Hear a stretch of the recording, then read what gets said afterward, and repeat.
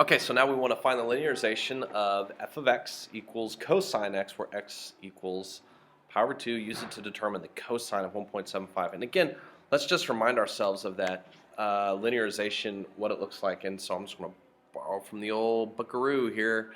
L of x is equal to f of a minus f prime of a times x minus a. So there you go. In this case, a is going to be pi over 2. All right?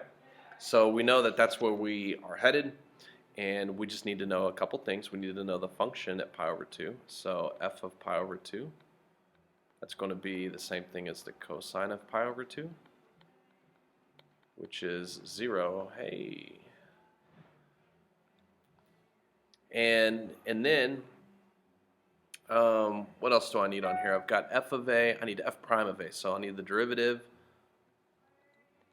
of x, which the derivative of the cosine is negative sine x.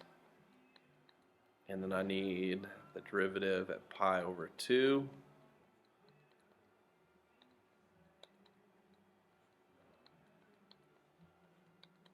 And at pi over 2, that's going to end up being, should be negative 1. So what's the linearization looks like? Well, L of x is equal to f of a, 0, plus f prime of a, negative 1, times x minus a, x minus pi over 2. There you go. That's all there is to it. How hard is that? Not hard. So we would simplify this just by saying negative x plus pi over 2. That's my linearization, right? Is that what they get in the book? Yes. Okay. So now what? Now they want us to find this linearization and use it to determine the cosine of 1.75. The cosine of 1.75, how do you do that without a calculator? Man, I don't know. But I do know this. They're telling me that my new x, what took the place of the x here?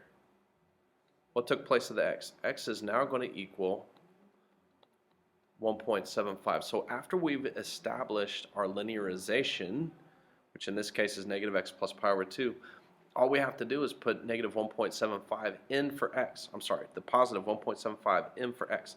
So we could write it this way. The cosine of 1.75 is equal to the function of 1.75, which is equal to the linearization of 1.75. And when I say equal to, these are approximations, because that's what we're doing. We're approximating. Well, if I already have a linearization of x, that's this guy. The only thing that now changes is the x. The x becomes 1.75. So now what I'm going to end up with is negative 1.75 plus pi over 2. So there you go. That's a good answer for me. I'm okay with this. If you wanted to clean it up and say negative 1.75 plus pi over 2, you could do that, because the whole goal here was to kind of do this without a calculator. If you wanted to be like one of those uber cool kiddos, you could punch this into your calculator and give me another approximation, but this is an approximation with an exact part to it. So this is like a good answer if you were doing it in my class. And again, check with your teacher, but also this is a process. Like, what process did I take? And if you don't understand it right off the bat, that's okay. Just practice this. See if you can get the same answers that I got by doing this problem again.